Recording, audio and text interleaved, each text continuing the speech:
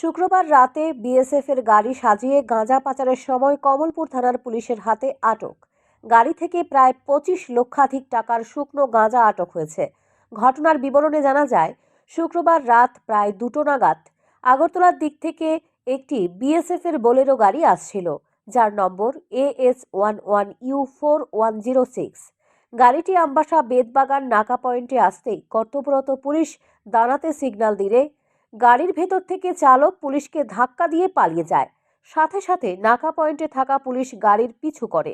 Police Salema থানাধীন শান্তিরবাজার পর্যন্ত ধাওয়া করে।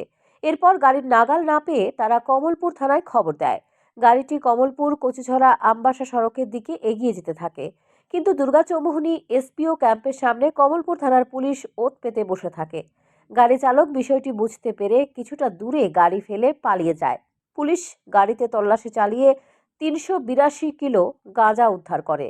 গাড়িতে বিএসএফ এর পোশাক পাওয়া যায়। গাড়িটিকে বিএসএফ এর গাড়ির মতো সবুজ রং করা ছিল।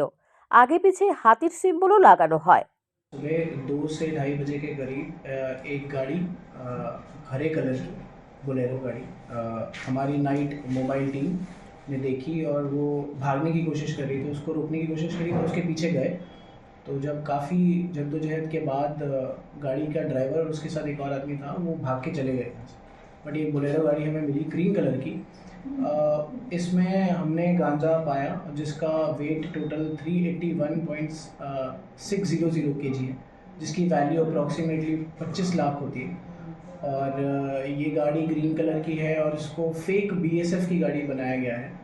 और इससे ये पता चलता है कि अभी जो है कि मोडस ऑपरेंडी जो है वो गवर्नमेंट की व्हीकल बना के इसको आगे ले जाने की कोशिश की जा रही है। তবে প্রশ্ন উঠতে শুরু করেছে, কিভাবে গাড়িটি বিএসএফ এর গাড়ির অনুকরণ করা হয়েছে, পেছনে কারা মদত দাতা রয়েছে এবং বিএসএফ এর পোশাক গাড়িতে কোথা থেকে এসেছে সেটা নিয়ে সংশয় সৃষ্টি হয়েছে। স্যান্দন টিভি।